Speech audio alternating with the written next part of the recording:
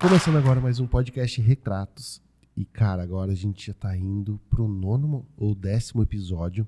E eu tô muito feliz com isso. E dessa vez eu quero falar com vocês com uma pessoa que tem se tornado cada vez mais referência pra mim. Ele nem faz ideia disso ainda, mas a gente vai conversar sobre isso. E dessa vez aqui eu tô com um dos meus pastores, que é o Danilo Pinheiro. E eu quero mostrar pra vocês e conversar e expor pra vocês por que esse cara tá aqui hoje e o que me chama a atenção nisso pra gente trazer realmente essa conversa e fazer tudo isso ter sentido. Então, meu pastor Danilo, muito obrigado por estar aqui, cara. Muito obrigado por ter aceitado o convite. A gente vai falar sobre isso também, mas essa semana foi extremamente pauleira e pesada pra você. E eu sei que pegar esse embalo logo em seguida é puxado também. Então, muito obrigado pelo convite, cara. Obrigado mesmo por estar aqui. Agora, vamos lá, cara. Só pra dar essa introdução. Quantos anos você tem? Eu tenho 28 anos. Nasci em dia 23 de agosto de 1995. E prazerzão aqui, antes de mais nada, estar aqui no Retratos com você. Essa mesa aqui que tem trazido pessoas relevantes. Então, para mim, é um privilégio estar aqui nesse podcast. Obrigado, cara. 28 anos. Como assim 28 anos de pastor, cara? Você já entrou aí numa Não, é com os dois pés no peito. Assim, brabíssima. Vamos lá.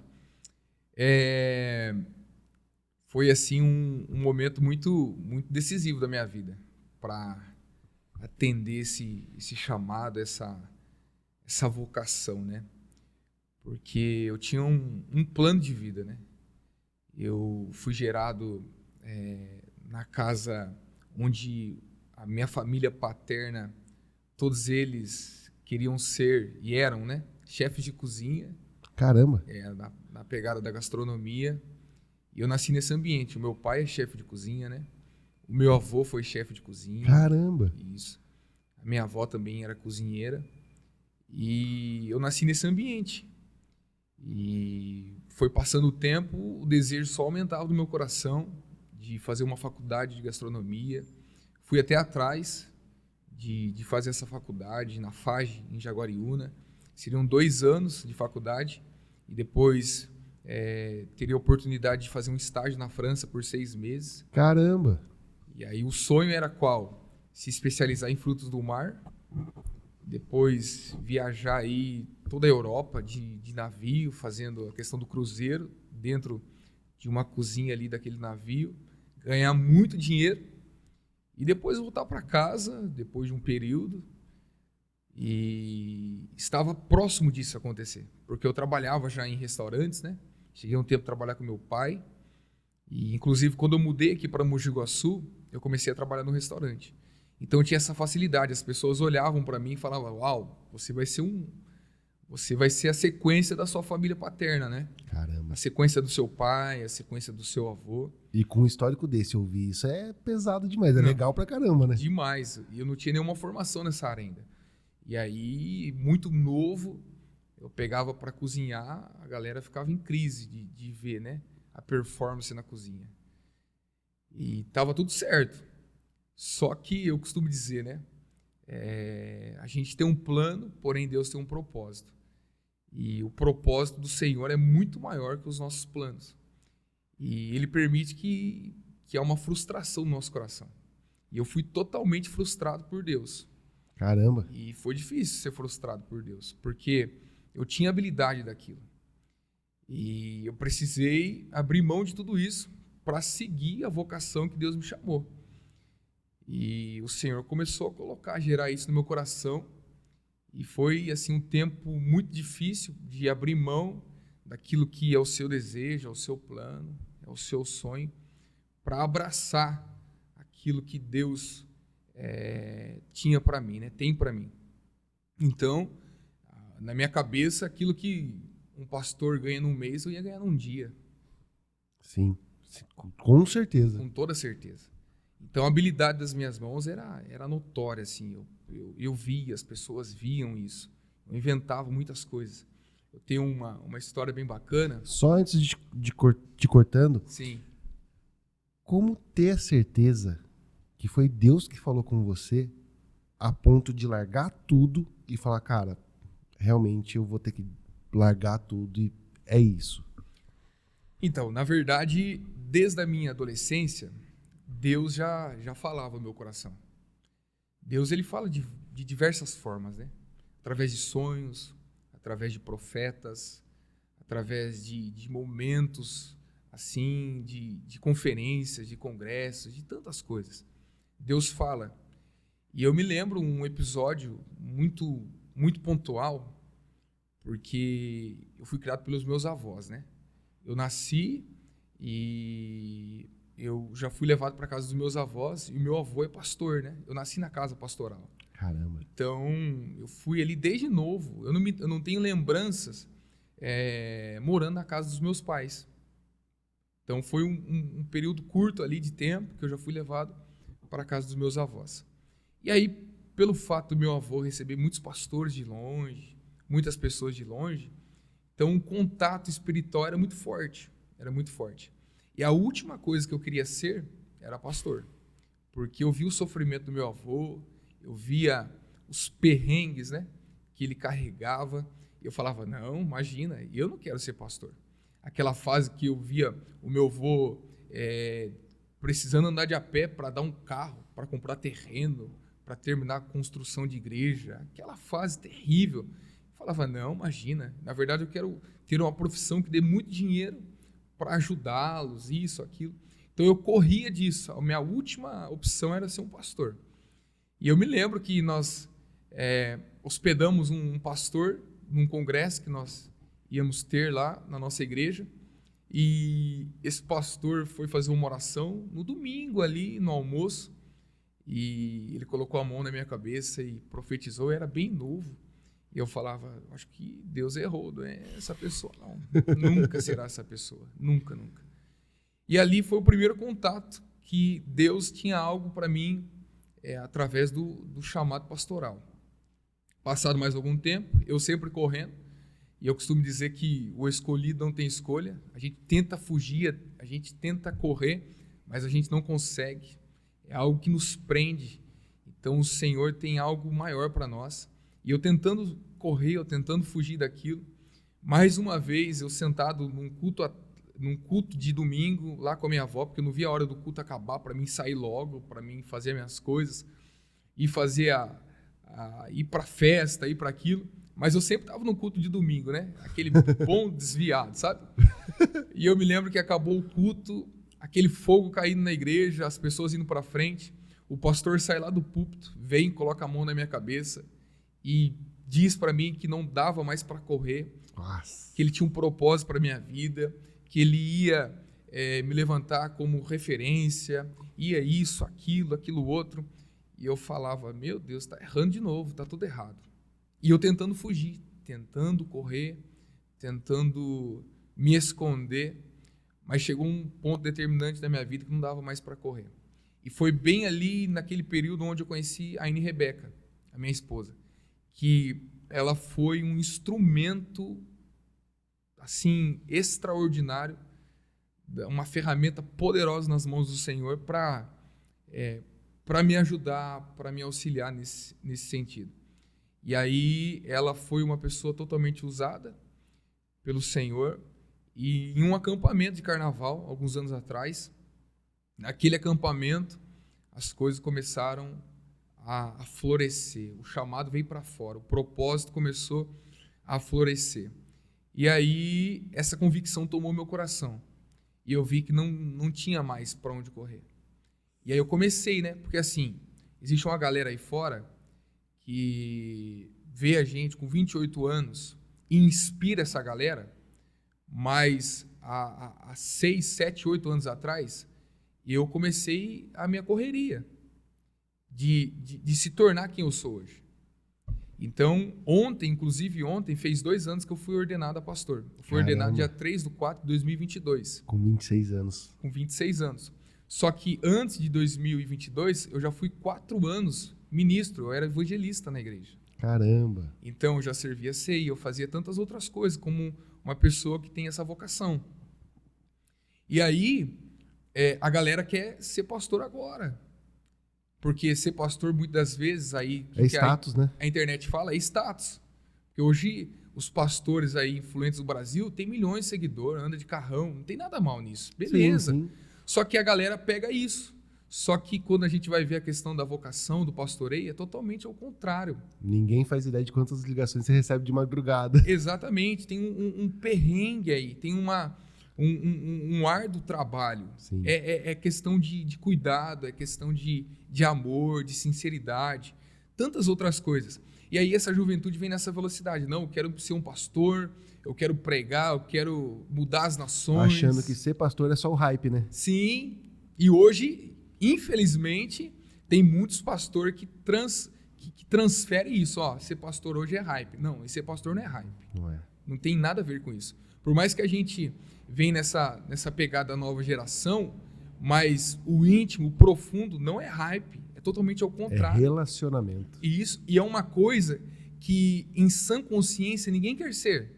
Exato. Porque exige muito da gente. A gente se doa, a gente entrega mais do que recebe. Muitas vezes não pode falar não. Exatamente. A gente se machuca. E esse contexto, eu vi que Deus, hoje eu posso olhar para trás e ver que no período que eu passei na casa dos meus avós, foi um período de aprendizado. Foi um período de formação. E eu vi, hoje eu posso olhar, que era o propósito de Deus. Uau. Me levar para dentro de uma casa pastoral, me ensinar muitas coisas e me frustrar naquilo que seria o meu plano. Com quantos anos você foi pra lá? Para a casa dos meus avós, Rodolfo, eu não tenho, não consigo lembrar, porque Foi sempre.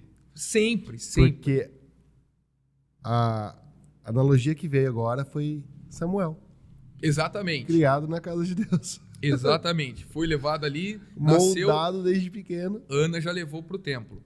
Exatamente. Caramba, que pesado, cara, que legal. Exatamente.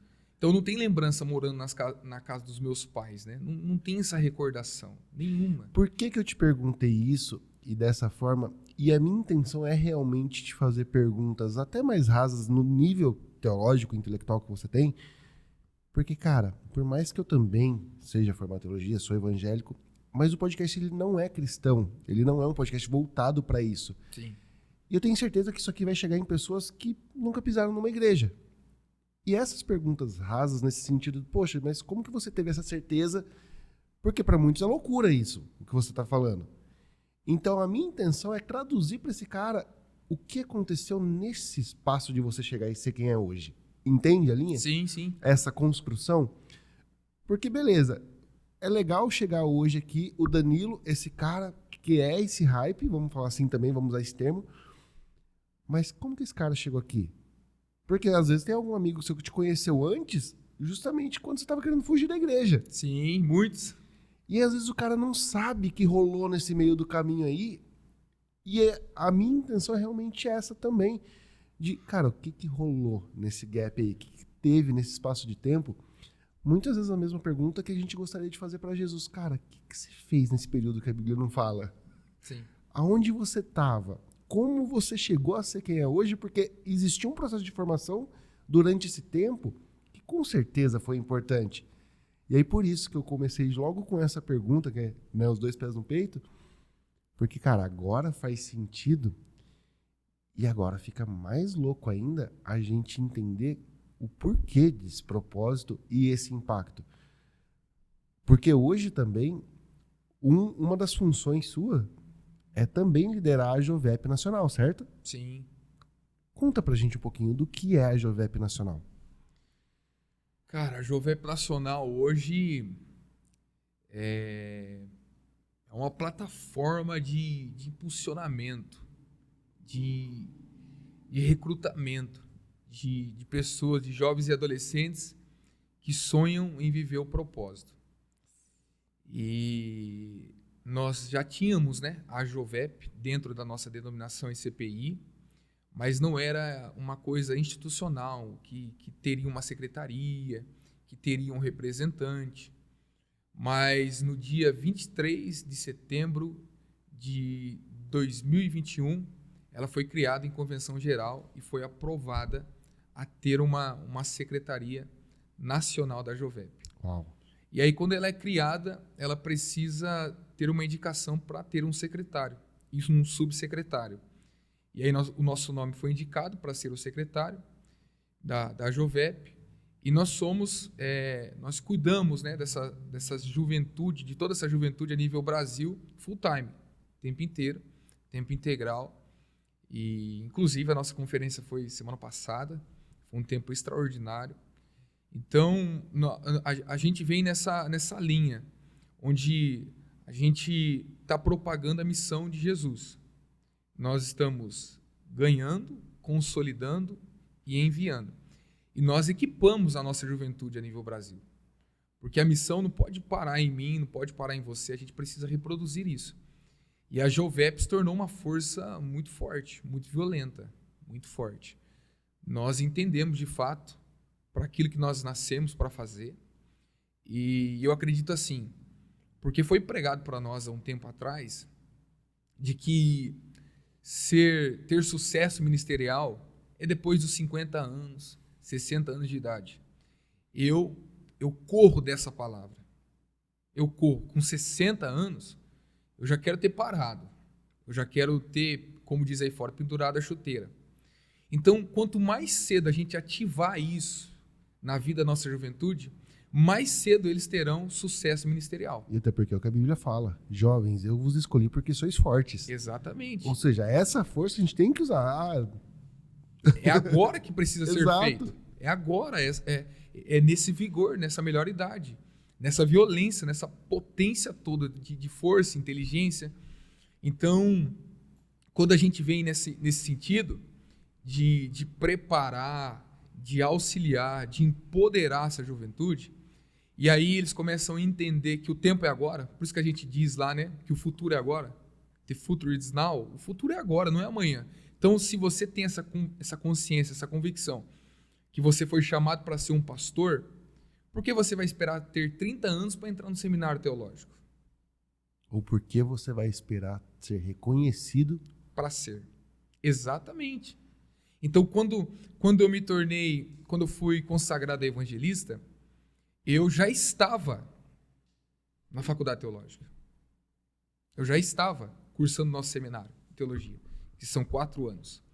Quando eu terminei o seminário, eu já estava sendo evangelista, consagrado evangelista. A igreja local e o meu pastor reconheceu o chamado pastoral na minha vida. Então eu já estava servindo, eu já era bacharel em teologia, eu já era líder de pequenos grupos, eu já liderava a nossa juventude, eu já fazia uma série de coisas. Ou seja, eu não recebo título para ser, eu sou e sou reconhecido por isso. Exatamente, é dessa forma. E aí a igreja local recebe de uma outra forma.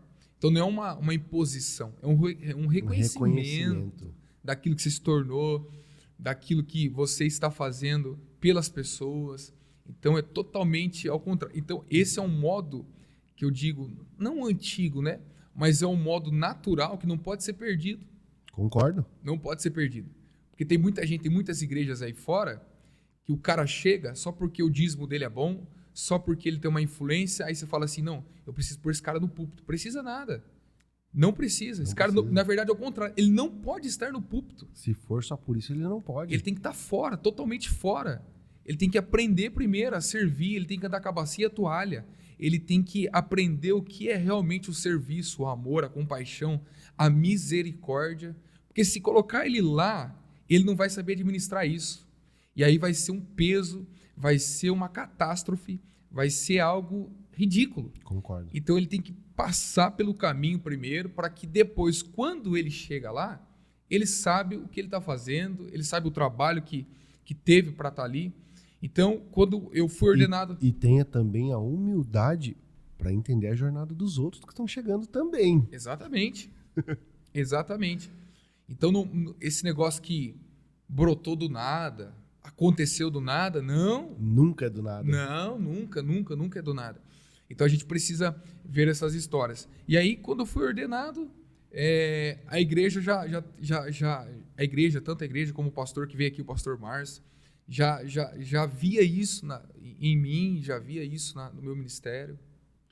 Cara, eu vou ser sincero a falar agora pra você, porque assim, eu te conhecia, a gente já tinha uma certa amizade dentro da igreja, sabia que você era pastor, mas eu também cresci em família cristã e cresci vendo muitos pastores, coisas boas e coisas ruins de pastores também.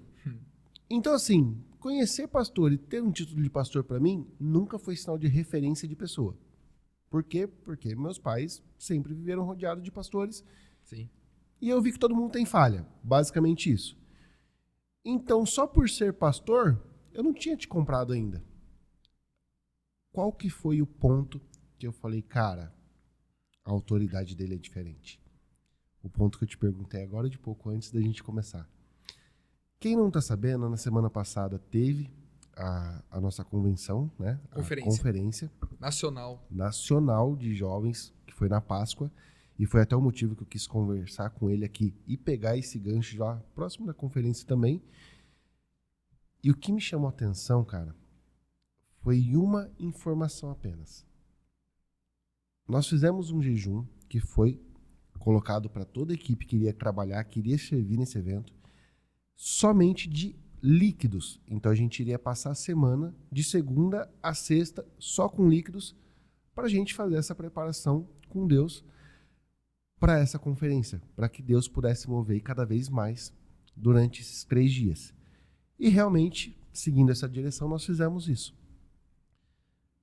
Só que no sábado à noite, no meio da conferência, a gente já tinha passado a semana toda com todo mundo com seus perrengues, com a comida e tudo mais.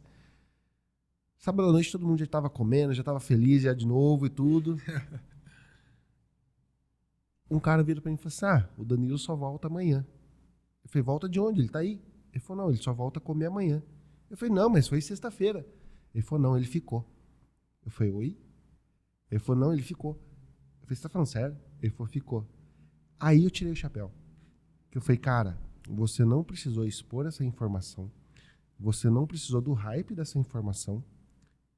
Quem tá contando isso sou eu por conta de honra realmente do que Deus fez. Porque realmente foi algo pesado que rolou nesses 3 dias com Deus. E não teve como eu não entender isso. E esse dia lá, cara, quando eu vi isso, eu falei, cara, é diferente. Ele não tá fazendo por hype. Ele tá fazendo porque ele entende o que Deus tem na vida dele. E por reconhecer isso, ele faz. E aí eu tirei o chapéu e agora eu posso te chamar de meu pastor com carinho. Porque eu falo, cara, é isso. É essa referência que eu quero ter na minha vida. Eu quero estar perto de mim. Porque, novamente, ter um pastor com cara chamado de pastor, mano, eu não compro essa ideia só por isso. Mas quando eu entendi o nível de seriedade que você leva o seu compromisso com Deus, a chave virou. Aí eu te comprei. Então, assim, eu tô sendo sincero por isso. Sim. E isso me chamou a atenção. E é por conta disso que eu até me desculpa, eu expus a relação do jejum aqui. Não, tranquilo. Porque, cara, eu não sei se todas as pessoas que te conhecem sabem dessa seriedade ainda. Por quê? Porque muitas vezes a gente vê um cara novo, é oba-oba. Não, é porque é genro do pastor lá e tá nessa. E não reconhecem o nível de entrega que você tem com Deus, como eu não reconhecia perto de você. Sabia que você era um homem de Deus, ponto, mas não o relacionamento que você tinha com ele nesse nível. E quando eu percebi esse único detalhe, pra mim a chave virou. Então, se você conhece ele e não sabia dessa seriedade, não tô nem falando do jejum, não é nem pelo hype de jejum, até porque a gente entende que o que a gente faz não tem que ficar sendo contado por isso. Sim. Mas eu só abri isso por conta realmente dessa honra e desse reconhecimento que pra mim caiu essa ficha. Então, você estar aqui hoje, cara, eu sei que esse podcast ainda não tem um peso, ainda não tem uma relevância nacional, mas eu precisava reconhecer isso também. E isso é o peso legal que eu falo. E também te dá, de certa forma, esse espaço para saber mais quem é você e deixar registrado essa história também. Agora, conta um pouquinho para mim, já nesse gancho, Cara, como que você definiu os pastores que foram trazidos para a conferência? O convite, vamos lá. O Daniel, que pregou na sexta, né?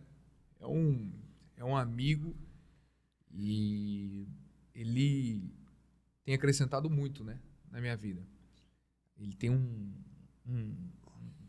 espaço que é lá na igreja deles, na Dínamos, em Santo André, que é uma mesa lá para pastores, né?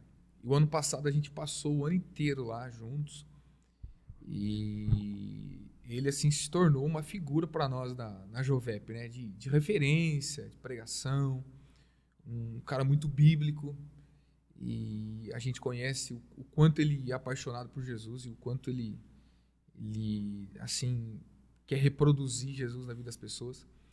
Então nós temos alguns critérios, né? Porque querendo ou não, na igreja tudo precisa ser assim, né? Se a gente vai colocar alguém ali para falar publicamente, que vai influenciar pessoas, no mínimo a gente tem que conhecer a vida da pessoa.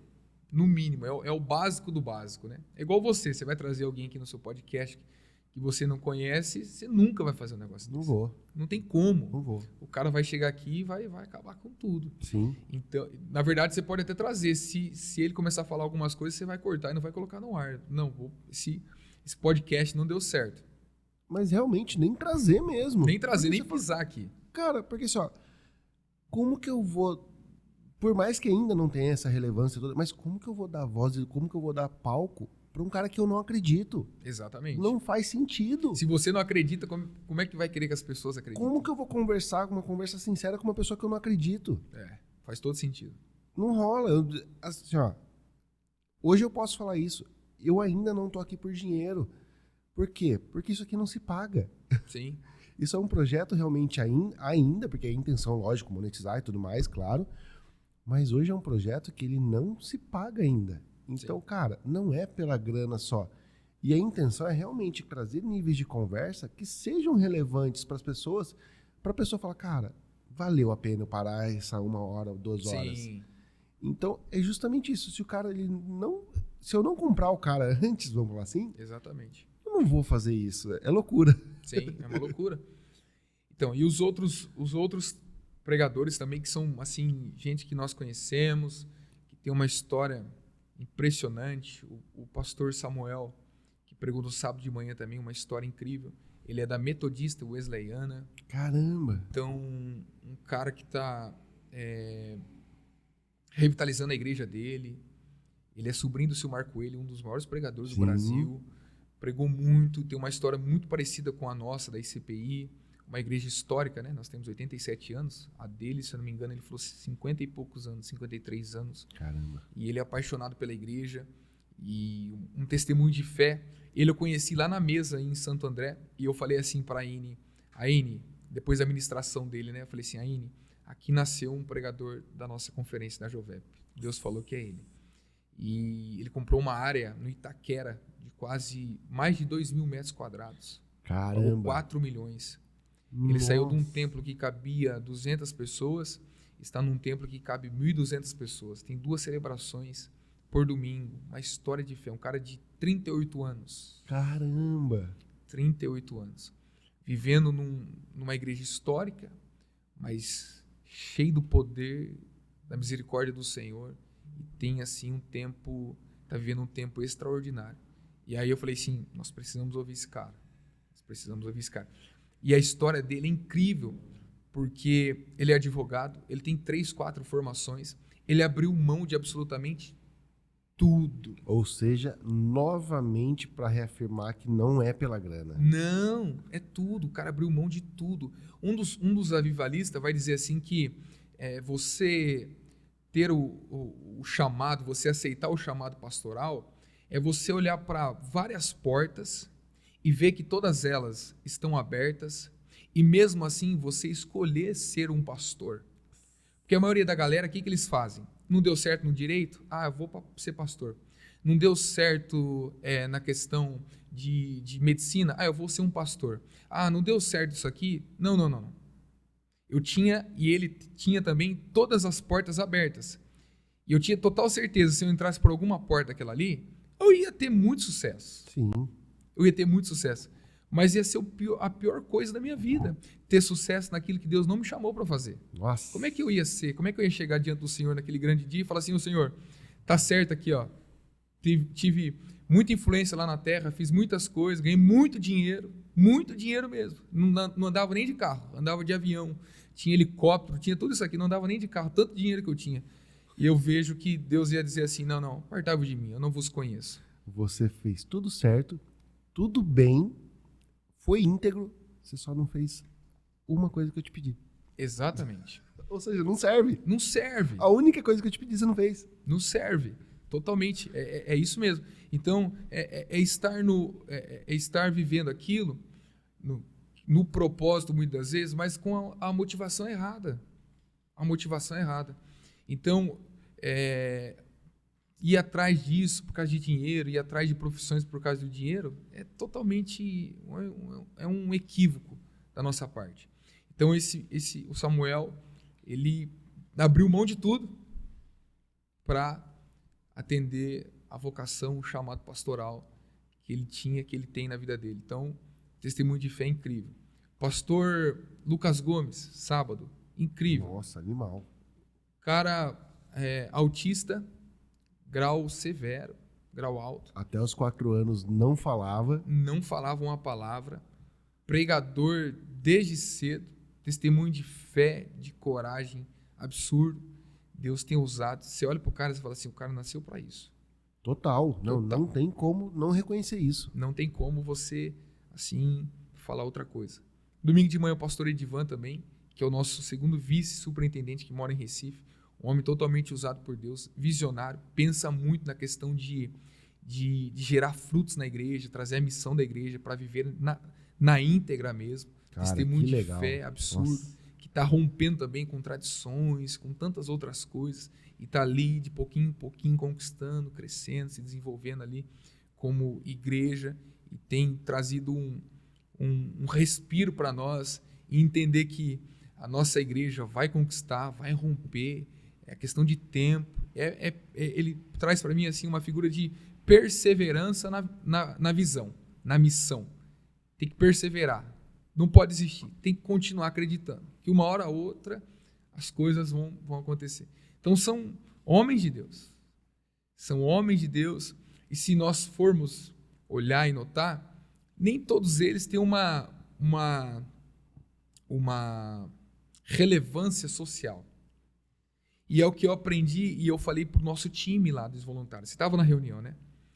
O time de voluntários nossos estão até agora apaixonados. E foi o que eu disse para eles lá na nossa reunião. Tudo que é novidade gera interesse, mas tudo que tem propósito gera compromisso. Então surgiu uma novidade, tem os interesseiros de plantão. Isso, surgiu uma igreja nova, é novidade. Vamos lá, os interesseiros vai lá. Surgiu um comércio novo, não sei o que lá. Mas se as pessoas não chegar lá, ver e notar que não tem um propósito, não vai haver comprometimento, não vai haver compromisso. Então, tudo que a gente for fazer é uma novidade, vai ter interesseiro. Mas quando as pessoas chegarem lá, precisa ter um propósito. E se tiver um propósito, as pessoas vão se comprometer com aquilo. E o nosso time se comprometeu inteiro, todo mundo. Nós tínhamos quase 30 voluntários e todos eles se comprometeram. E aí, o que eu disse para eles quando eu fui falar quem seriam os pregadores? Né? Muitos não conheciam o Deno, né, que dos 4 é o mais relevante na questão social. Mas o restante não era tanto assim relevante na questão social. E eu disse assim para eles, tá vendo esse pastor aqui? Ele é um anônimo na terra, mas ele é conhecido no céu. Nossa. Vocês não conhecem ele, mas eu já vi ele pregar. É homem de Deus. E eu não estou nem aí se ele tem 200, se ele tem 1 milhão de seguidores no Instagram, para mim não importa isso. O que importa é que ele carrega uma palavra, uma mensagem, e ele é totalmente ousado em fé. Isso é o que determina a vida desse cara.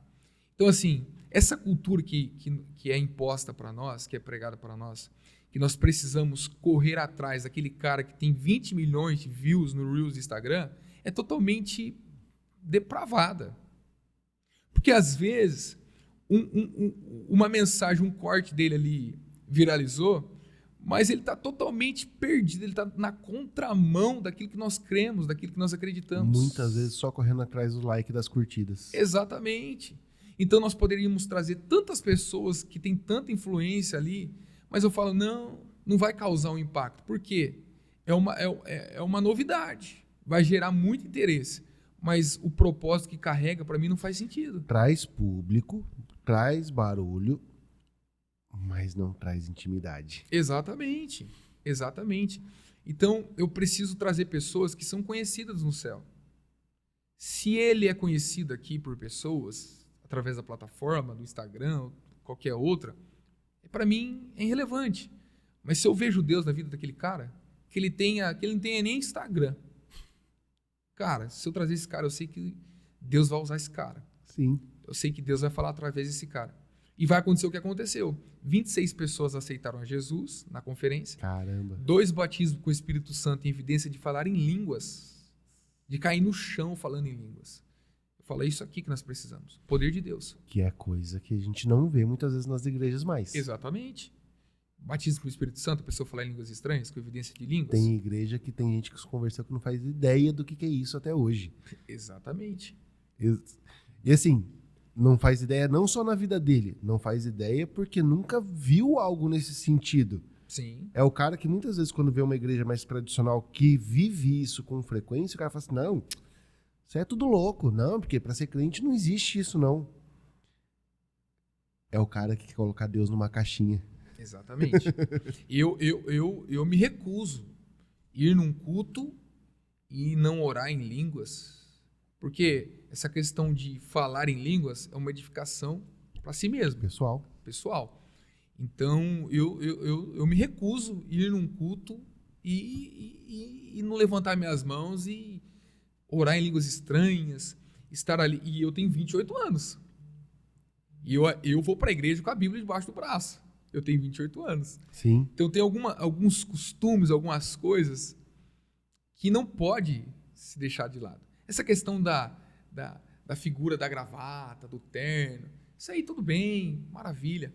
Mas tem algumas coisas que não pode ser deixado de lado, não. Tem algumas coisas que nós não podemos deixar de lado, porque isso é muito importante.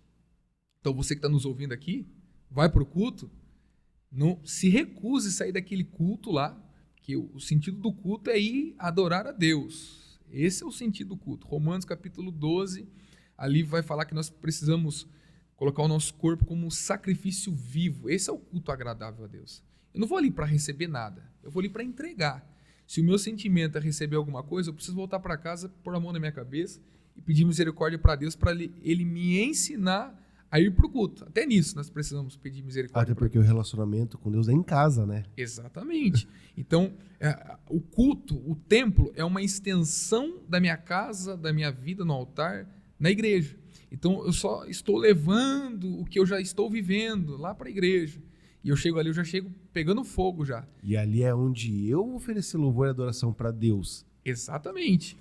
Receber de Deus é consequência. É consequência. Se Deus curar, se Deus abrir a porta, se Deus me der, se Deus fizer alguma coisa, amém. Se Ele não fizer também, amém por isso. Ele não vai ser menos Deus, Ele não vai deixar de ter o controle nas mãos, Ele não vai deixar de existir. Tudo. A gente precisa entender isso com muita verdade e ter a consciência plena disso. Que nós vamos para o culto para adorá-lo. Então, se você vai para o culto e está esperando alguma coisa para você que tem o Espírito Santo, recebeu o batismo, fala em línguas estranhas, nós precisamos sair do culto assim, ainda mais fervorosos, ainda mais crentes, ainda mais conscientes que Jesus está vivo e que a gente precisa de fato buscá-lo de dia, de noite, não importa o lugar, não importa o tempo. Com todo respeito, o que é essa loucura de falar em línguas estranhas? O que é essa loucura? Não é uma loucura, né? Por isso todo respeito antes, mas porque para quem tá de fora vendo isso, é loucura. É loucura, é barulho. O que é isso para quem tá de dentro? Eu confesso que e preciso instruir que as pessoas precisam buscá-lo. As pessoas precisam buscá-los. E aí é algo que meio que inexplicável isso. Eu fui batizado com o Espírito Santo no retiro de carnaval, numa cidade chamada Socorro. Nós estávamos lá no período de vigília e eu nem era batizado nas águas ainda. Caramba. Nem era batizado nas águas. Era bem novo. E nós estávamos buscando. Era a intenção do nosso coração. Eu e os meus amigos, nós estávamos buscando aquele acampamento. E nós estávamos pedindo. E o Espírito Santo veio. E é uma coisa que você prova que é como um gás a mais para você. É um relacionamento profundo. É um tempo de edificação assim extraordinário. Às vezes eu me tomo assim orando e daqui a pouco eu começo a falar em línguas estranhas e eu me perco o tempo assim do período que eu estou falando em línguas estranhas assim, porque não dá para conter. Tem uns que não acreditam, mas eu acredito, eu fui criado, fui gerado nesse ambiente. E eu acredito, a Bíblia me prova isso. Então, eu estou como Atos 2, eu busco isso aí. Ali o Espírito Santo desceu e ele está disponível para todos, né? E como falar isso para quem não acredita? É como for pregar uma mensagem, for pregar a palavra do evangelho para um ateu. Como que nós vamos pregar para um ateu? Às vezes ele vem cheio de argumento, dizendo, se Jesus existe, por que existe fome na África? Se Jesus existe, por que existe tantos horrores aí no mundo? Sim, Jesus existe. E aí, como é que nós vamos provar por A mais B para esse ateu que Jesus existe? A gente precisa falar para ele provar. Buscar. Você precisa provar de Jesus. Até porque nada que seja só um argumento lógico vai trazer essa experiência dele. Exatamente. É como esse copo d'água. Eu dizendo para você, Rodolfo, essa água aqui, ela é muito boa, cara. Mas por que essa água é muito boa? Eu disse, não, ela é muito boa. Ela vem de uma fonte boa. Mas água é água. Ela tá limpa, mas água é água. Eu falei assim, Rodolfo, mas a água é muito boa. Você não tá com sede? Tô, mas por que eu devo tomá-la? Por que ela é boa? Rodolfo, é uma água doce, você pode tomar. Mas por que ela é doce? Os argumentos são muitos. Para todo nicho, para tudo na vida, os argumentos são muitos. Só para e experimenta a água. Rodolfo, toma água. Você vai ver como ela é boa. E aí ele provando dessa água, aí já era, meu irmão. Aí já era. Eu tentei correr de Deus. Eu tentei fazer muitas coisas. Eu tentei fugir. Eu tentei correr o máximo possível. E olha que de correr você é bom, hein? Então, depois nós vamos entrar nesse assunto. Já que chega nisso também. Eu tentei fazer diversas coisas, fugindo de Deus. Mas não tem como. A Bíblia vai dizer que ele imprimiu em nós somos a própria imagem e semelhança dele. Ele nos fez de propósito. Essas pessoas que andam por aí tentando se matar, tentando tirar a sua própria vida, é que não encontraram ainda a fonte, o pão da vida, a água da vida, que é Jesus.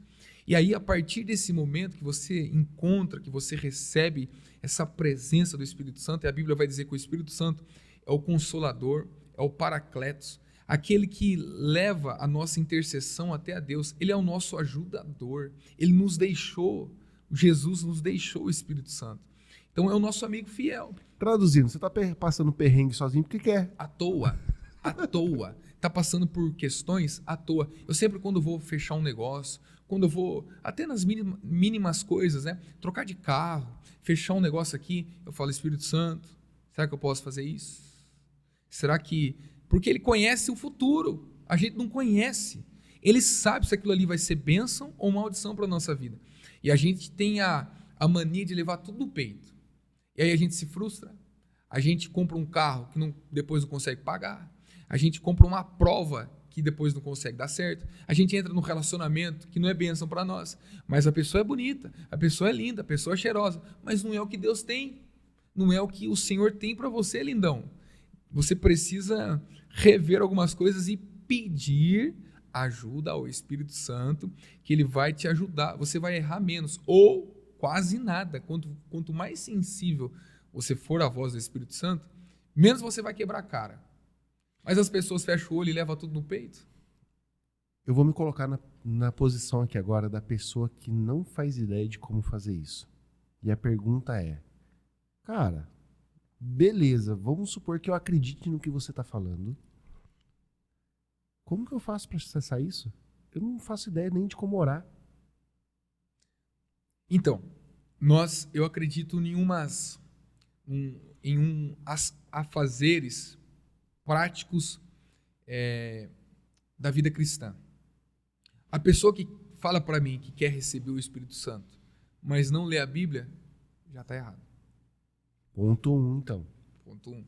A pessoa está aí, Espírito Santo, Espírito Santo, Espírito Santo, mas a Bíblia dela está fechada. Se você não tem o hábito de ler a palavra do Senhor... E o estar aberta não é só deixar no Salmo 91 na sala, tá? Isso, ou Salmo 23, que a folha está até amarela. Está ali na sala, está ali empoeirada. Totalmente errado o negócio. Um amuleto, um patuá. Não dá. Se tiver rinite, se for mexer ali, tome cuidado. O pó ali vai provocar ainda mais. Então, a conta não fecha. A pessoa que quer receber o Espírito Santo, que quer mais, que quer ter o nível de profundidade ainda mais e não ora, para mim também. Segundo ponto. Não faz sentido. Uma outra coisa, a pessoa quer mais de Deus, quer mais do Espírito, e ela não jejua, o jejum não é para ter barganha com Deus. O jejum é para você mortificar a sua carne e se tornar mais espiritual. Então diz um pastor que o bom não é jejuar, o bom é ter jejuado. Então enquanto você está jejuando, é difícil. Você vai sofrer, não adianta. É um sofrimento. Mas depois que você conclui aquele propósito, você olha para trás e fala assim, nossa, que bom foi eu ter jejuado. Então nesse caminho há uma preparação. Nós vamos ver ali em Atos 2, antes do Espírito Santo descer sobre aquele povo, fazia alguns dias que eles estavam pedindo. Não foi do nada. Nunca é do nada, de novo. Nunca é do nada. O de repente de Deus leva tempo para se cumprir. Então eles estavam pedindo ali pela presença do Espírito Santo. Já fazia dias que eles estavam ali. E aí o Espírito Santo o que faz? Desce. Chega o dia de Pentecoste. Então a pessoa precisa jejuar, a pessoa precisa orar e a pessoa precisa ler a Bíblia. E aí, quando você tem essa tríade, né, de intercessão, de estar disposta a suplicar, esse caminho que nos leva a mais, a ter mais da presença, a buscar mais do Espírito, é o que nos conduza. Então, eu sei que você conhece gente assim, eu conheço muito, né? Antigamente tinha muito disso. O pessoal que está nos vendo aqui vai lembrar disso. O pessoal não saía do monte. É verdade. Os famosos montes. A galera ia pro monte, eu lembro, eu ia pro monte. Eu também. Eu cheguei a ver graveto aceso. Eu também. O povo ia pro monte, e buscando, e buscando, e buscando, e buscando. E as coisas aconteciam, o Espírito pairava ali, era como algo quase tocável, assim, tangente, assim, você falava, uau, que presença de Deus. E você não queria sair daquele lugar. Exato. Eu me lembro de quando eu fui batizado desse acampamento, que foi lá em Socorro, nós tivemos uma preparação durante a semana e justo naquele dia, nós estávamos em jejum. O Espírito estava sensível à nossa busca. E olha o que é louco, nesses 3 pontos que você citou, nenhum deles fala de qual frequência que eu tenho que ter na igreja, qual Sim. igreja é melhor do que a outra, qual pastor que é melhor do que o outro. Você só falou do relacionamento com Deus. Exatamente. Eu não estou tirando a importância da igreja, mas eu estou deixando claro que primeiro é o que você faz com Deus. Sim. É claro que a igreja é importante e pegando o gancho disso, qual que é a importância da igreja para você seguindo esse roteiro, vamos falar assim, se a gente pode ter essa liberdade de chamar isso de roteiro? A igreja tem um papel fundamental. A pessoa que vive uma vida sem frequentar uma igreja... Porque hoje está na moda falar que eu acredito em Deus, eu sou um cristão, mas eu não preciso de igreja. A igreja sou eu. Exato. Esse é o hype agora, a modinha. Isso. E eles pegam um texto fora de contexto e usam de pretexto para uma heresia, uma mentira. Porque a Bíblia vai dizer que nós precisamos congregar. Então, sim, nós somos a igreja. Só que nós precisamos nos ajuntar, congregar, estar juntos. E a pessoa que não congrega em uma igreja local, ela está flutuando aí. E se você está dessa forma que está nos ouvindo aqui, eu vou dizer algo para você. Não estou falando aqui que a ICPI é a melhor igreja tal é a melhor igreja. Porque problema toda igreja tem. Claro. Se você for na nossa igreja, você vai ver que temos problemas, porque a igreja é formada de pessoas imperfeitas, mas é o lugar perfeito para que todos estejam lá. Então, a igreja tem as suas imperfeições. Só que eu entendo e sei que ali é um ambiente totalmente extraordinário e usado para ser um instrumento de encorajamento, vai ser um instrumento de convergência de opiniões, vai ser um ambiente de confronto, porque a internet não nos confronta, a política não nos confronta, pessoas aí fora não nos confronta, professora não nos confronta, advogado não nos confronta, mas o púlpito da nossa igreja nos confronta. Chega no domingo, a gente continua pregando que o pecado leva a pessoa para o inferno, e se ela estiver adulterando, se ela estiver pecando, se ela estiver fornicando, se ela estiver roubando, ela vai para o inferno. O inferno existe e nós precisamos acreditar que nós precisamos de transformação, nós precisamos de poder de Deus. O púlpito é o único lugar na face dessa terra que tem o poder de confrontar as pessoas, de confrontar o pai de família, a mãe, de confrontar filhos, netos, de confrontar os avós, todo mundo. O púlpito tem um poder extraordinário de confronto. E aí as pessoas não querem ser confrontadas. As pessoas querem ir para o domingo, para a igreja, e não quer ser confrontada. Mas o que transforma a pessoa é confronto. Porque quem foge do confronto, pode ter certeza, vai casar com um fracasso. Vai ser uma fracassada. Vai fracassar no relacionamento. Porque se ela não ouvir do pastor que o adultério é pecado, ela vai continuar adulterando. E ela está traindo a esposa, está traindo o esposo, os filhos estão indo embora, a casa está uma desordem, está uma bagunça. Só que ela precisa no domingo ouvir isso. Só que o governo não vai falar isso para nós. É a igreja. É a igreja que vai preparar esse ambiente para que nós sejamos confrontados. Que a gente tenha um vislumbre, o que é o inferno, o que é o céu. E tem um poder de decisão. Eu quero ir para o céu. Eu vou rejeitar todas essas coisas, eu quero caminhar para o céu. Não, eu vou abraçar de fato mesmo o adultério, vou abraçar de fato isso, aquilo, e eu quero ir para o inferno. Beleza, é uma opção sua. Claro. Mas a igreja vem nessa linha. E a nossa igreja, graças a Deus, nós temos esse caminho, né, onde o pecador chega. Nós vamos te amar, mas o teu pecado não precisa entrar aqui. Nós te amamos como pecador, mas o seu pecado nós não queremos nem perto daqui. É o que a Bíblia fala. Deus ama o pecador, mas abomina o pecado. Não quer nada com o pecado. Então, a igreja, ela tem um trabalho incrível na sociedade e na cidade. Beleza, mas acabamos de dar esse exemplo. E o que eu faço, então? Porque na minha cabeça, novamente, eu estou naquela posição do cara que não sabe o que fazer. Cara, mas pelo que você está falando, então, eu entendi, eu acredito até, tá fazendo sentido, mas, cara, eu não tô nesse nível ainda. Eu vou precisar me consertar primeiro, depois eu vou na igreja. Porque se eu for lá agora, eu não vou me sentir bem. É uma atitude errônea essa aí também. O cara tá querendo tomar banho na mangueira, sabendo que tem um chuveiro aberto para ele esperando, né? Exatamente. A pessoa que tem esse pensamento de que primeiro ela precisa estar limpa para depois encontrar Deus, é um sentimento totalmente errado, porque ela vai se limpar aonde? A única fonte que existe é Jesus. Nós nunca estaremos prontos para ir até Jesus. E se nós temos hoje a oportunidade de amá-lo, é porque primeiro ele nos amou. E se tem algum ser, não sei como é que as pessoas falam aqui, né? Se tem alguma pessoa no mundo, no globo terrestre, que conhece o nosso coração e mesmo assim está disposto a nos amar, é Jesus. Nós vamos procurar isso em que lugar? Em que religião? Em que ambiente? Nós precisamos de fato correr para Ele, por mais que nós estejamos totalmente sujos, por mais que nós estejamos totalmente impuros, é nele em quem nós nos lavamos, é nele quem nós encontramos um sentido para a vida. Então, primeiro eu vou arrumar minha vida, vou pagar minhas contas, primeiro eu vou consertar aquela questão que está mal resolvida, depois eu vou para Jesus. Nós não temos força suficiente para resolver as coisas sozinhos.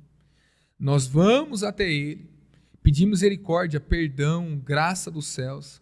Ele nos empodera, nos dá as palavras, nos dá força para que nós percorramos esse caminho e chegue até o ponto de tensão da nossa vida e resolvemos esse ponto. O caminho é totalmente ao contrário. Eu não vou sozinho para resolver. Eu vou até Deus e com Deus eu vou para resolver esses pontos de tensões da minha vida. Aí o fardo fica leve. Exatamente, as coisas ficam claras. Às vezes vai faltar palavra na minha boca, mas através do Espírito Santo, essas palavras virão e eu vou conseguir sair dessa situação. Eu vou tentar resolver aquele divórcio que já está pronto de ser feito. Eu vou fazer aquela junção novamente. Eu vou fazer aquele acordo de paz. Por quê? Eu tenho Jesus. Porque se fosse pelas nossas próprias forças, a gente já tinha chutado o balde há muito tempo atrás. Com certeza. A gente já tinha feito muita burrada. Mas caminhando com Jesus, a gente começa a ter um olhar... Até porque viver só pelo desejo é muito mais gostoso. Exatamente. Mas é uma vida que não leva a nada. É uma vida totalmente fora daquilo que nós acreditamos e daquilo que Deus tem para nós. Então a igreja, ela tem um papel fundamental. Fundamental. E eu sei que tem muita gente que é ferido pela igreja. É machucado pela igreja. A religião feriu muita gente. E a religião não se encaixa nos padrões dos céus. A religião não se encaixa no padrão de Jesus. A religião é um caminho oposto daquilo que Jesus prega. A religião manda apedrejar. A religião manda julgar. A religião aponta o dedo e fala que está errado. Jesus vem na contramão disso. Jesus vem no braço estendido. Jesus vem no ombro amigo. Jesus vem com a toalha e quer lavar os pés, por mais que seja um pecador, por mais que vai trair, por mais que vai dizer assim, ó, eu não conheço aquele homem, não, nunca vi falar dele, como Pedro falou. A religião não vem que eu quero lavar os seus pés. É os seus pés que eu preciso lavar. Ela vem no constrangimento através do amor, através da misericórdia, através da graça. Esse é o Jesus que eu conheço. Eu fui achado nesse lugar. E olha como é louco isso, porque Jesus sabia que Pedro ia trair ele, que ia negar ele. Que ia negar ele. E mesmo assim, esse era Pedro, a pedra de esquina. Exatamente. Jesus sabia ali. A pedra, cara. Ele estava na mesa. Até o Judas estava na mesa. Todos estavam na mesa de Jesus. Quem ia trair, quem ia negar, e Jesus quem ia dar recebe trabalho. Judas ainda chamando de amigo. Exatamente. Então, esse é o evangelho de Jesus que eu conheço. Se tem alguma igreja que não tem pregado isso, que tem falado uma outra coisa, essa não é a igreja de Jesus. É apenas um prédio de 4 paredes que quer impor uma doutrina própria, uma autodoutrina, um auto-ensinamento que não vem das escrituras, que não é bíblico e está totalmente fora dos padrões de Jesus.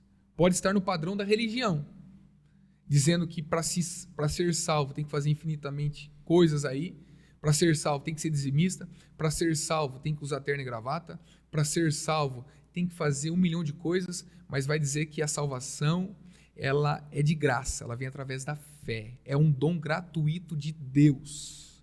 Eu não sou salvo porque eu faço, porque eu sou bonitinho, que eu prego, que eu sou pastor. Não. Eu sou salvo porque Jesus pagou um preço por mim e através da fé, através dessa crença, eu posso receber salvação no meu coração. Como eu chego nisso? Relacionamento, estar próximo de pessoas que têm já essa consciência. O que eu posso fazer para eu conquistar essa salvação? Primeiro, você não precisa fazer nada para conquistá-la. Ela já foi conquistada. Eu preciso aceitá-la. Já houve uma conquista. Agora eu preciso aceitar essa salvação. O que eu preciso fazer? Eu preciso ter um relacionamento, acreditar que Jesus existe e que a vida não acaba aqui. Tiago vai dizer que... Cara, mas isso, para muitas pessoas, é só história. Então, é um livro. Como que eu acredito nisso? Então, para muitos é só uma história. É como nós falamos aqui. A pessoa precisa provar. A Bíblia é o livro mais vendido do mundo. A Bíblia é um livro poderoso. Tem revelação dos céus ali para nós. cada profeta menor, cada profeta maior. E eu preciso acreditar. Na medida que eu vou gerando relacionamento com Deus, a minha crença vai aumentando. A partir do momento que eu vou aumentando o relacionamento com o Senhor, o nível vai aumentando. Eu sei que muitas coisas que antes tirariam a nossa paz, fariam que nós tirasse o olho do propósito, hoje não faz mais sentido, porque amadurecimento, maturidade. Maturidade traz avanço. Quanto mais maduro eu me torno, mais avançado eu vou ficando. É como um jogo de fases. Eu passo a fase 1, opa, eu já estou pronto para a fase 2. E aí eu vou galgando. É como a pessoa sonha em ser um pastor, mas como ela não passou pelos processos básicos ainda da fé cristã. O que me leva para o céu? O que é pecado? O que é isso? O que é aquilo? Não, mas eu quero ser um pastor. Não tem como, filho. Você precisa passar pelos processos básicos da caminhada. Então, a pessoa precisa entender que existe um céu e existe um inferno. Mas e se eu não acredito nisso? Eu preciso pedir para que o Espírito Santo, porque ele é a única pessoa porque, que pode... Porque você está me falando que isso é importante para minha vida e que vai me salvar e que isso vai me gerar um relacionamento com Deus. Mas, cara, eu só não acredito nisso. E aí, o que eu faço? Então, é que, na verdade, a gente até acredita. A gente até acredita. Mas a gente não está disposto a abraçar. Um exemplo. Eu chego para uma pessoa e digo assim para ela: fulano, é o seguinte, está aqui a oportunidade da sua vida. Se você comprar isso aqui, investir R$100, vai retornar R$1 milhão para sua conta. Os olhos dela vai o quê? Brilhar. Porque está falando o quê? Coisa da terra. E o coração do ser humano é apegado nas coisas dessa terra. Até uma pessoa que não tem R$1 no bolso, eu tenho certeza, se ela olhar para o braço, para os dedos, se ela tiver um anel, uma corrente, ela vai vender para ter esses R$100 para ter R$1 milhão. A Bíblia já dizia isso, já fala sobre isso. O homem é apegado às coisas dessa terra. Mas quando nós falamos de salvação, quando nós falamos dessas coisas que transcende todas as coisas dessa terra, fica difícil. Porque ninguém vê Deus. Ninguém vai ver Deus aí perdido pelas ruas de Não Rio é do só Sul, pela lógica. ou pelas ruas do Brasil, para qualquer lugar do mundo. Ninguém. Vai além da lógica, não entra, não cabe, não dá certo. Então nós precisamos... Não tem como colocar ele na caixinha de novo. Não tem como, não existe. Jesus se recusa a entrar nessa caixa. E nós nem podemos fazer isso com ele.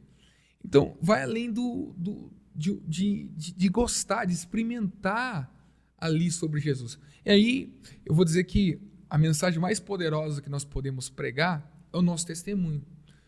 Então, quando nos faltar palavras, conte aquilo que Jesus fez na sua vida, que com toda certeza aquele pecador vai te ouvir.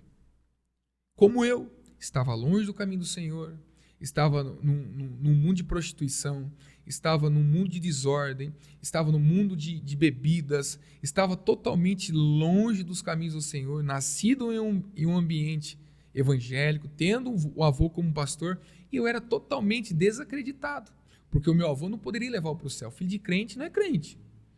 Filho de pastor não é pastor. Filho de evangélico não é evangélico. Ele precisa ouvir da mensagem de Jesus que transforma, que liberta, que batiza com o Espírito Santo. Ele precisa ouvir essa mensagem e tomar a decisão de seguir a Jesus. Então, quando você abre o seu coração e fala aquilo que Jesus fez na sua história, a pessoa, poxa, eu preciso experimentar disso. Porque eu não durmo mais, um sentimento de morte terrível que fica na minha vida, eu preciso experimentar disso. E aí, a partir do momento que ela experimenta dessa presença, desse contato com Jesus, ela vai ver que aquele R$1 milhão que ela tanto almeja se tornou nada perante aquilo que Jesus é para nós. E ela vai falar assim, uau, agora eu entendi. Porque é melhor ter paz dentro de casa, atraindo a presença de Jesus lá dentro, do que ter R$1 milhão na conta. É melhor atrair a presença do céu sobre a minha casa e ter os filhos com saúde, respeitando eu, do que ter 2 carros importados na minha garagem. Não estou pregando contra isso. Faz todo sentido. Eu quero que as pessoas prosperem. Mas quantos empresários milionários com a família destruída? Exatamente. Porque não adianta ter ali um sucesso profissional e ter um fracasso na família. A Bíblia já e o diz que isso. conserta a família não é dinheiro, não é carro, não é casa, não é o imposto de renda alto. O que conserta a família é a presença de Jesus. O que traz significado para a verdadeira família mundial é a presença de Deus ali naquela casa. E se a presença de Deus estiver ali, pode faltar todos os recursos, pode faltar tudo, mas se a presença do Senhor estiver ali, não está faltando absolutamente nada, porque ela é suficiente. Eu conversei exatamente isso com o pastor Márcio, e aí nós entramos no Salmo 23. O Senhor é o meu pastor e ele não me falta. Exatamente. Porque se ele não me falta, o resto é o de menos. O resto é risório, é conversa. Se ele não me falta, pode ter certeza, já é o suficiente. Já é o suficiente. Cara, agora, beleza. Consegui entender, mas como que eu acesso esse Jesus?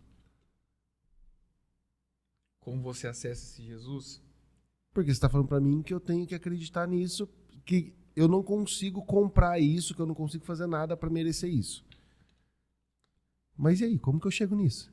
Se eu não posso fazer nada, então? Você está falando que eu tenho que fazer isso, só que ao mesmo tempo você está falando que não tem nada que eu faça que eu possa merecer isso.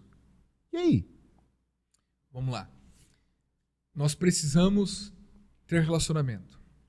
E eu volto no ponto onde nós falamos aqui dos 3. Como que eu vou conhecer Jesus? Lendo, ouvindo e vendo sobre ele. Sim ou não? Sim. Como é que você me conheceu? Te conheci andando com você. Como é que você sabe que eu fiz o jejum? Andando com você. Como é que você reconheceu que existe uma unção de Deus sobre a minha vida? Andando com você. Não tem como. Esse é o caminho. As pessoas querem ter Jesus, mas não querem entrar pelo caminho. A Bíblia vai dizer que o caminho que nos leva ao céu é estreito. Os discípulos andaram com Jesus. Então, eles provaram de perto quem era de fato o mestre. Então, não tem como gerar um relacionamento sem caminhar junto. E aí eu me pergunto assim, ó. E aí é louco porque o que esses caras viveram de oportunidade com Jesus e viram em nível de relacionamento que através disso eles decidiram enfrentar tudo isso que eles passaram e a maioria deles morrer de formas piores até do que Jesus. Cara, o que eles enxergaram em Jesus para falar, eu vou morrer por isso? E um deles ainda vira e fala assim, eu não sou digno de ser crucificado como meu mestre. Tem que ser de ponta cabeça. E o cara foi crucificado de ponta. O que esse cara viu em Jesus que eu ainda não vi, cara? É louco. É louco, mas é uma satisfação plena. Exato. Porque existe um vazio dentro do nosso coração. E esse vazio é preenchido por Jesus. Todo mundo que está nos ouvindo aqui. A gente procura muitas coisas para preencher esse vazio que existe aí dentro. É um vazio existencial. Não é preenchido por nada dessa terra. É por Jesus. E o Senhor nos criou para termos relacionamento. Foi assim no Gênesis, com Adão e Eva. No final da tarde ali, eles foram criados para ter um relacionamento com o Criador. Até porque a Bíblia fala que é Deus que vinha ter com eles, né? Exatamente. E eles estavam ali já na expectativa. Então, o Senhor nos criou para relacionamento. Nós somos seres relacionais. Tudo na nossa vida. Hoje é o chamado network, né? Esses relacionamentos. Então, o Senhor nos criou com isso. E os apóstolos, depois vem os mártires também, os homens, peitou a morte. Falou assim, não, eu conheci Jesus. Eu provei de Jesus. E aí é onde vira uma chave. O quê? É de saber que nós estamos de passagem por essa terra. O crente, na morte, eu sei que é doloroso viver o luto, mas ele fica feliz. Porque existe um lugar muito melhor para nós, que é os céus. Então nós estamos aqui de passagem. O nosso destino final não é aqui. E aí nós vemos pessoas correndo atrás do vento, correndo atrás de tantas outras coisas. O viver para mim é Cristo e o morrer para mim é lucro. É lucro. É isso. É o que o apóstolo Paulo falou. Então, eu estou aqui de passagem. Aqui não é o meu destino final. Eu só estou passando. Eu sou como um viajante. O meu destino final é os céus. Então, eu preciso provocar isso. E eu estou disposto a morrer. Porque eu sei que a morte vai me levar para o céu. Porque nós temos duas certezas na vida. Uma é que Jesus vai voltar. Essas duas certezas que eu carrego. É que Jesus vai voltar. E se Jesus não voltar, a morte vai chegar para mim. Mas eu preciso ser bitolado para entender isso, para acreditar nisso? Eu preciso ser aquele crente bitolado? Não. Na verdade, eu acho que isso nem é saudável. Acho que tudo que é exagerado demais não leva a ensinamento algum. Todo extremismo é burro, né? Burro demais. Não é assim que funciona. É algo natural. As coisas são... Ela acontece de uma maneira natural. Então... Como é para você, pastor, 28 anos, viver isso, sabendo que você está numa fase ainda, vamos colocar assim, de juventude, né? E que você está no auge da sua potência. Como é para você isso de entregar toda essa carga, essa potência realmente e negar todo esse resto? No resto, em que sentido você fala? Qual é esse resto? É que para muitos realmente ser crente é ser o bitolado. Igreja 100%, né?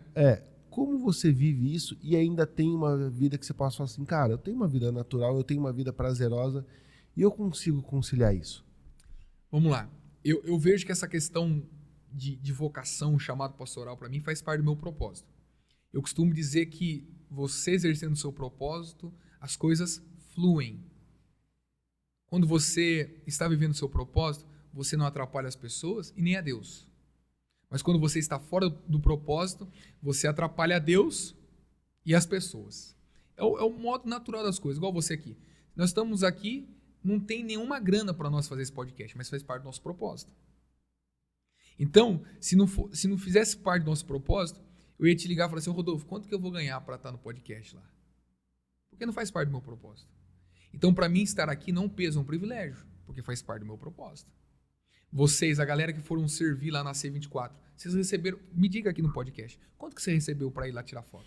Por o seu equipamento? Quantos reais? Nada. Nada? Não é possível. Em dinheiro, nada. Você não recebeu nem R$1? Em dinheiro, nada. E você levou as suas câmeras, tudo top, aí não deram nenhuma gorjeta para você no final lá? Não.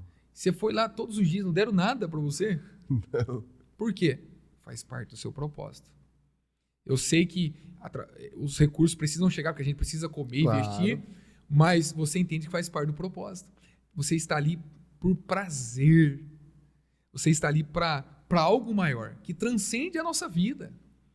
Então, quando você está vivendo o propósito, você vai ver que as coisas pequenas não fazem sentido. E eu também sou um ser humano. Então, eu tenho sonhos. Hoje eu vou conversar com uma galera, eu me relaciono com uma galera, e às vezes eu nem falo de igreja com essa galera. A gente está falando de esporte, que eu sou apaixonado. Eu estou falando de outras coisas. A galera está falando, meu desejo, meu sonho é conhecer a Europa. Eu falo, eu tenho um sonho de conhecer a Europa. Então, assim, esse negócio de sentar na mesa e ser bitolado, as pessoas sonham, as pessoas têm desejos, as pessoas têm quer acessar um nível na sua carreira profissional. E eu costumo dizer que essa pessoa pode ser um advogado, um médico, porque nem todos vão pregar, nem todos serão pastores, nem todos serão missionários, mas ele será um pastor disfarçado de um advogado. Ele será um pastor disfarçado de médico. Ele está na sala do hospital, ele viu que tudo que ele fez já foi feito. Agora só um toque, um milagre de Deus. E ele, através do conhecimento de Jesus, da palavra, do conhecimento do evangelho de Jesus, ele fala, Senhor, aqui está em tuas mãos. Mas ele é um médico. E é nisso que eu reconheço o ID por todo mundo. Porque se eu jogo só nas suas costas, que é pastor, esse ID, fica fácil. Sim. Mas o ID realmente, é eu que tenho essa mensagem, que recebi essa mensagem. Cara, não importa se eu não sou pastor, eu tenho essa mensagem, eu carrego essa mensagem. Exatamente. Então, por onde eu for e tiver essa oportunidade, eu vou falar do que mudou e transformou minha vida. Exatamente. E a gente precisa entender isso. Por quê? Quando nós entendemos isso, nós começamos a conquistar, a chegar em todos os nichos. Um exemplo, como é que nós vamos falar num evento da Hotmart? Eu não consigo entrar. A minha carteirinha de pastor não me coloca lá. Eu não tenho acesso. Como é que eu vou falar pro Wendel Carvalho que ele precisa buscar mais a Deus? Como é que eu vou falar para fulano, ciclano, beltrano, tantos outros homens e mulheres que têm uma influência que não reconhece Jesus ainda? Como é que eu vou entrar nesse ambiente? A igreja precisa promover isso, porque existem homens e mulheres disfarçados daquela profissão ou daquilo que Deus chamou para fazer, que vai influenciar a propagação do evangelho. Um exemplo você. Você vai num trabalho, vai cobrir um evento grande aí. Eu não consigo entrar, porque é um evento exclusivo só para um determinado nicho de pessoas. E você vai entrar porque você vai fazer a cobertura do evento através das mídias. Um cara lá começa a chorar, tem uma crise de ansiedade. Como que eu vou orar para ele? Você não está lá. Eu não estou lá. Ah, mas ele prega, eu não estou lá. Eu posso pregar o quanto for, eu posso ter uma carteira de pastor, eu posso ter a fala de pastor, eu posso ter o jeito de pastor, mas eu não entro. Mas você lá, através do seu trabalho, através da vocação que Deus te deu, você vai falar, vem aqui um pouquinho, deixa eu orar por você. Coloca a mão no coração do cara, o cara recebe, poxa, o cara estava aqui para fazer a cobertura do evento, orou por mim, como eu estou muito melhor. Poxa, eu preciso, quem que é esse cara? O que esse cara faz? Qual lugar que esse cara frequenta? No que esse cara acredita? E o cara nunca nem me viu, mas através daquilo que nós desenvolve na vida das pessoas, ela entende. E aí faz parte do propósito isso. Então, todos nós temos sonhos, projetos, queremos conquistar tantas outras coisas, porque faz parte da vida do ser humano. E ser habitolado como um cavalo de charrete, né? Que é tapado Exato. os olhos, né? A vida acontece também fora das quatro paredes de igreja. Os meninos querem ter uma profissão de sucesso, amém por isso, nós vamos vocacioná-los, porque como eu disse, eu volto a dizer, nem todo mundo foi chamado para ser pastor, nem todo mundo foi chamado para tocar na igreja, para pegar no microfone, mas existem pessoas que vão ter sucesso naquilo que Deus chamou para fazer, vai trazer recursos. De onde que vêm os recursos para aumentar a missão da igreja?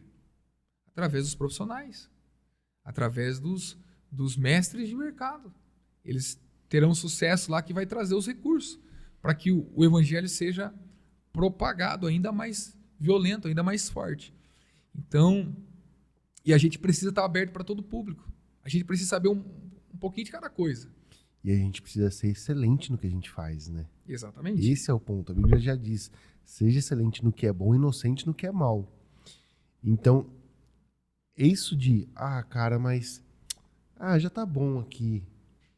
Não cola. Isso é medíocre. Não cola. Isso não rola. Não cola. Agora, vamos entrar em outro ponto, que é como você faz para manter a alta performance, não só na igreja. Porque eu fiquei sabendo que você emagreceu 40 quilos. Como que foi isso? Cara, isso é sinistro. Isso é um testemunho da minha vida extraordinário. Eu pesava 124 quilos, né? Se eu não me engano, em 2018. E eu tava já atormentado com aquele peso. Não tinha ânimo para nada. Não vivia assim, encostando, se escorando nos lugares. Não aguentava ficar de pé. Usava a calça 56. Caramba. Já tava no G2 já. Tava indo pro G3. Gigante. Um absurdo de grande. E nós estávamos no Dia dos Pais. Uma mulher virou para mim no Dia dos Pais, naquele almoço. Ela vendo eu tomar Coca-Cola, 2 garrafas por dia. E ela disse assim para mim, você não vai ver os seus filhos nascerem, hein? Rapaz, aquilo ali virou uma chave na minha vida. Era num domingo. Eu disse para ela assim, a partir de amanhã eu não tomo mais Coca. E a partir daquela segunda-feira eu nunca mais tomei Coca. Até hoje. Estamos em 2024. Desde 2018 até hoje eu nunca mais tomei refrigerante algum. E aí eu comecei a desenvolver essa questão. E tem um ponto muito importante, é que até 2018, tudo aquilo que eu fazia, eu não concluía nada na minha vida. Começava um esporte, acho que não é para mim, não. Começava um novo curso, acho que não é para mim, não. Começava a ler um livro, livro chato demais. Começava isso, isso aqui não é bom para mim, não. E aí, eu fui perdendo esses quilos, né? Perdendo não, eliminando, né? Porque geralmente que a gente perde, a gente encontra. Então, eu eliminei. Foi 40 quilos a menos. 40 quilos a menos redondo. Foram 8 meses de entrega. Correndo, jejum intermitente. A galera dizia assim para mim, vai até fora um pouco, né? Porque eu não busquei ajuda profissional, nutricionista, nada. Eu fui na raça. Eu aconselho você a não fazer isso, mas foi um caminho... Até porque você pode sofrer mais ainda do que precisaria, né? Exatamente. Eu fui no caminho das pedras. Eu ficava 3, 4 dias sem comer, Nossa. Só com água com limão, e correndo 7 km de manhã, 7 à tarde, somavam 14 ou 16 quilômetros. Nossa. Chovia, eu estava na avenida correndo, eu estava totalmente assim, buscando o resultado. E eu fui até o fim. Depois desses 8 meses, eu venci uma área da minha vida que eu nunca tinha vencido. Essa questão de parar. Tudo que começava, não terminava. Não tinha conclusão de absolutamente nada. Hoje, eu olho para trás, eu vejo que foi uma das melhores coisas que aconteceu na minha vida foi ter eliminado 40 quilos. Eu vejo muita gente aí querendo perder 5, 10 quilos. Eu fico em crise. Eu falo, não é possível um negócio desse. Não precisei de cirurgia, não precisei de bariátrica, não precisei de nada. Foi uma decisão que eu tive. Hoje, por que a galera do coach cresceu muito? Porque eles vêm numa vertente onde a galera quer ouvir. Porque o poder não está na comida mais. O poder não está no exercício. Todo mundo sabe o que precisa fazer. O problema está aqui, ó. Precisa haver uma convergência aqui. E aí, essa galera encontrou esse caminho. Então, o problema que eu tinha era da minha cabeça. E hoje, eu olho para trás, esses menos 40 quilos, e eu estou no auge da minha performance corporal, que hoje eu corro 20, 25, 30 quilômetros, se deixar sem parar. Treinando todo dia, tendo treinos intensivos de musculação, de corrida. E é um desejo meu futuramente migrar para o triatlon. Tá até os caras que me conhecem aí, o famoso nada, pedala e corre. Caramba. Fazer um Ironman futuramente. Tem o 70.3 e tem um Ironman full, né? Que é o grande, que é o enorme. Te coloco em contato com o meu médico que faz. Aí, extraordinário. Incrível. Um cara que chega num nível de performance corporal dessa, uma conscientização dessa, falar pra você, é poucas coisas que abalam um cara desse. Com certeza. É poucas coisas que abalam um cara desse. É mínimas coisas. E aí é o que o Robert McCheyne diz, né? Um pregador escocês. Ele diz assim, ele estava, se não me engano, era 29 anos, ele estava no leito do hospital e ele disse assim, ó, Deus me deu uma mensagem e um cavalo. Eu matei o cavalo, já não posso levar mais a mensagem, porque ele não se cuidou. Então, o que adianta eu ter um potencial incrível, uma mensagem, um chamado extraordinário, uma vocação extraordinária e o meu corpo não estiver bom, não estiver apto para carregar a mensagem? Um exemplo, tem alguns pesquisadores que vão dizer que 1 hora de ministração de pregação é equivalente a 8 horas trabalhadas. Caramba! Pode pesquisar. 1 hora de pregação é equivalente a 8 horas trabalhadas. No domingo, na nossa igreja, nós temos pregação de manhã e à tarde. São 2 horas pregando. São quase 16 horas trabalhadas. Caramba, bicho. É isso o que as pesquisas apontam. Nós, geralmente, eu vou atender a questão da nossa Jovep.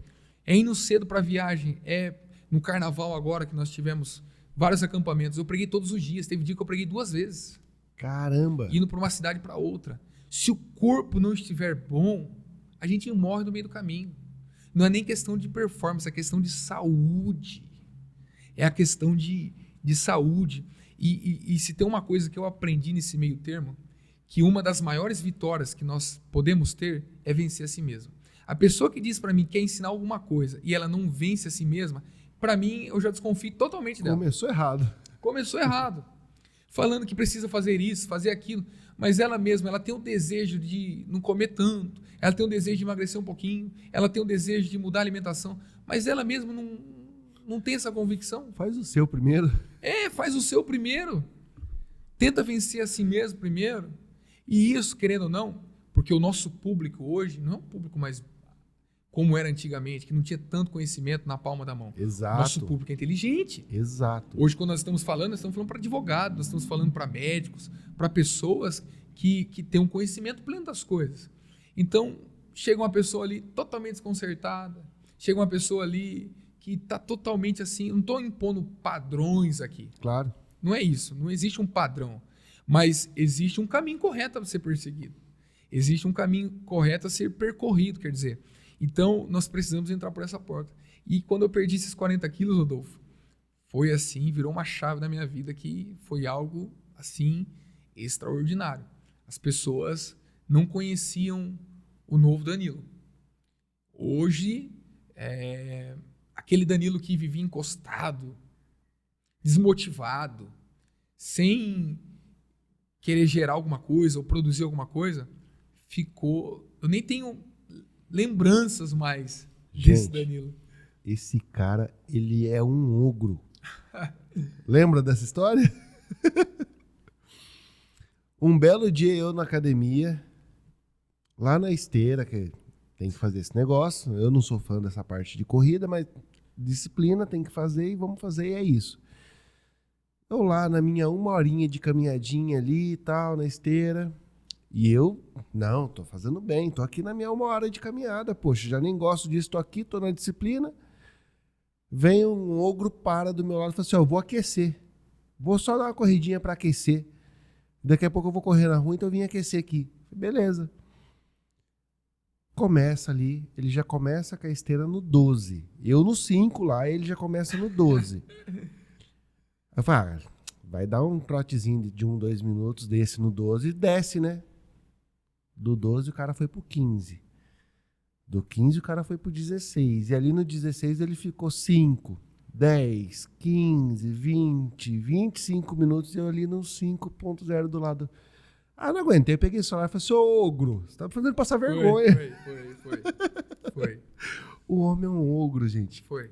Cara, isso é legal porque, novamente, você tá vivendo aquilo que você prega. E aí volta naquela frase que é, pregue o evangelho, se necessário utilize palavras. Ou seja, faça pelo exemplo. Sim. E aí que é o louco, e aí novamente não tem como não andar com você e não reconhecer. Porque você não está preocupado falando eu tenho que fazer. Você está fazendo o seu e está falando, cara, eu estou fazendo. É esse o caminho. Exatamente. Se você quiser vir junto, estamos aqui. Eu tô aqui, só vem. Sim. Os meninos até brincam, né? Que eu falei pra eles, o pessoal que treina, né? Porque a gente tem muito ficar esperando alguém pra ir com a gente. Eu não consigo. Então, eu também, eu falo assim, eu me tornei o lobo solitário. Exato. Vai? Não vai? Beleza. Tô Amanhã a gente vai junto, mas eu já tô indo embora. E se for pra estar com você, eu te espero lá. Se você não for, tá tudo bem também, mas eu tô lá. Ter essa convicção.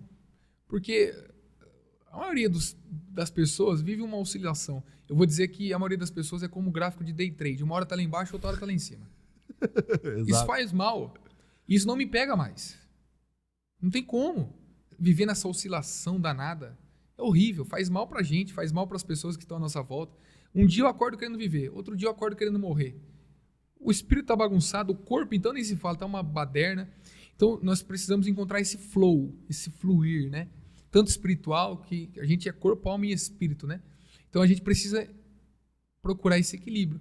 Então, a gente vai sozinho. Eu mesmo... Até porque esse flow é importante, porque o rio ele não faz força para ser rio. Ele só flui. É natural. As coisas vão fluir. Então, eu falo, ó, não vai? Eu vou sozinho.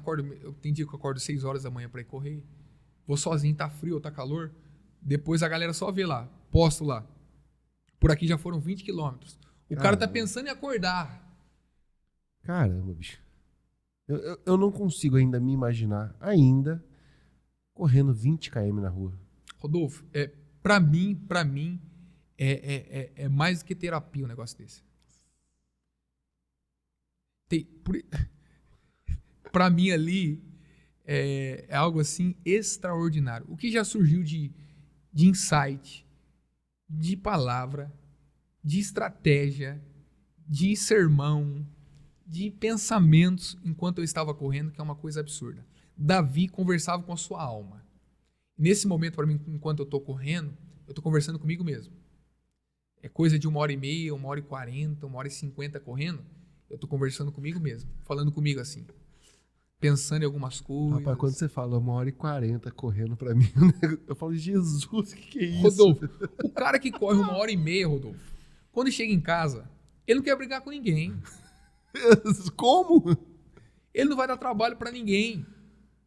Ele não vai azucrinar a vida de ninguém. Mas o gordinho bem alimentado também não. Também não, mas ele... Só que o gordinho bem alimentado morre antes. Isso, exatamente. Exatamente. Então, uma hora o gordinho vai acordar para a vida. Seja agora ou num leito do hospital. Ok. Uma hora ele vai acordar. Eu, graças a Deus, acordei em vida, né? Não precisei acordar depois. Mas o cara que corre, vai pra academia, o cara que faz algum esporte, ele não vai dar trabalho pra ninguém. Ele vai estar cansado. Vai estar cansado demais. A pessoa que tem essa disposição para fazer o esporte, com toda certeza, ele vai ser um cara mais feliz, ele vai ser um cara mais contagiante, ele vai ficar menos emburrado, ele vai ficar menos para baixo, ele vai ser assim um pouco mais feliz, né? Vai incentivar mais as pessoas e vai romper com algumas áreas da vida dele. Então, é o que eu digo. Vencer a si mesmo é uma das maiores vitórias que a gente pode ter. E todo mundo quer ter um físico bacana, sim ou não? Todo mundo quer Quanto ter. isso transformou você através da sua autoestima? Porque a gente sabe que a autoestima, ela também nos dá potência de agir. Exatamente. O quanto isso impactou você no sentido de confiança, de potência realmente para ação? Eu acho que eu sou um pouco do oposto. Eu até brinco com a Ine, né? Que quando eu era gordinho, eu já tinha autoestima boa. Só que agora ela foi mais aguçada. Agora tô nojo. Agora ficou mais potente. Eu já tinha autoestima. Eu nunca fui daquela pessoa, se eu ouvisse das pessoas que eu era gordinho. Eu não era gordinho, eu era gordo. Eu era 124 quilos. Sim. Tava nos 3 dígitos. Tava obesidade mórbida, tava enorme. E eu nunca relevei, ficava sem camiseta, as pessoas olhavam pra mim, o pessoal brincava. Aí é autoestima. O pessoal brincava que eu tinha 2 boinhas de pôr no braço de criança, que eu Sim. tinha aqui do lado do lado aqui do quadril, do colote, e eu dava risada. Tava nem aí. Falava, não, imagina isso aqui, ó, o senhor é bonito, não sei o que e tal. Não me chateava, não me... Mas agora, porque assim, a gente começa a pôr um filtro, né? Então, um exemplo, como é que você vai saber como é que é a sua vida como magro, assim, magro, saudável? Vivendo ela. E aí eu falei assim, oh, poxa, isso aqui é bom demais. E a autoestima, rapaz, subiu o nível lá em cima. Eu posso ser sincero? Nesse ponto específico, eu tô mais pro Padre Marcelo. Padre Marcelo? Bombado. Bombado. Que o homem tá grande hoje, hein? Meu Deus do céu, o que é aquilo lá? Tá tomando alguma coisa. Ele expulsa o demônio no tapa, rapaz. Tá tomando ali uma deca, uma dura, certeza. Os bodybuilders ali que se aguentam. Rapaz, o homem tá grande. É que ele não pode, senão ele ia subir nos palcos do Olímpia, ia pousar lá que os caras iam ficar em crise. Cara, Padre Maromba. Padre Maromba. Imagina. Sacando o shape. Ia ser cômico, hein? Você tá maluco. Não, mas diz que na infância ele foi bodybuilder também. Não sabia disso, não. Sim, infância não, na juventude. Na juventude diz que ele foi bodybuilder também. Ah, então ele conhece o caminho das pedras. Tem muito bodybuilder de elite que fala que treinou com ele nessa época. Ah, então tá explicado. Não, Aquilo ali não é do nada, não, tá vendo?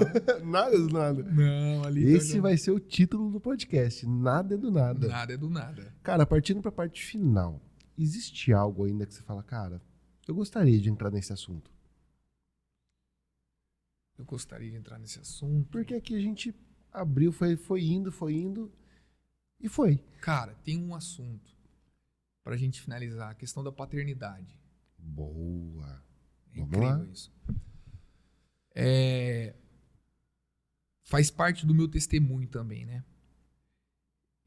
Como eu disse no começo, eu fui levado para casa dos meus avós, porque meu pai era alcoólatra, e a minha mãe não conseguia sair comigo e com a minha irmã quando meu pai chegava bêbado em casa.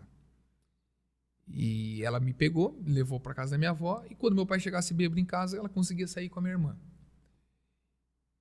E eu não tive um relacionamento assim tão assim fluente com o meu pai, né? Tão próximo. Meu pai nunca deixou faltar nada pra gente. Era de fato um provedor nas questões administrativas da casa.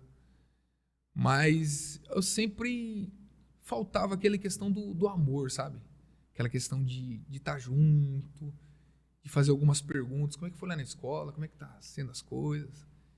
E eu senti essa ausência, né? Durante a minha adolescência. E o meu pai não tinha um costume de abraçar, de beijar, de fazer essas coisas. Eu sou muito pegajoso, eu gosto do toque físico. Eu gosto de abraçar, eu gosto de beijar, eu gosto dessa vibe, né? Desse contato. E não tinha isso, né? Da parte do meu pai. E quando eu fiz 12 anos, nesse ano que eu fiz 12 anos, o meu avô morreu. Ele estava indo cozinhar, o pai do meu pai estava indo cozinhar, e dentro do carro, o caminhão era bem de manhãzinha, cruzou a faixa e deu na frente do carro do meu avô. Morreu. E quando aconteceu isso, nós estávamos no velório, eu bem novo, não entendia muitas coisas e tal. E aí nós fomos pro cemitério para enterrar o meu avô. E eu lembro como se fosse hoje. Esse é um episódio que nunca sai da minha mente. Os irmãos começaram a tocar Se o Sol Se Pôr. Nossa. E a noite chegar. E o caixão foi colocado na gaveta e meu pai estava do meu lado. Eu com 12 anos de idade.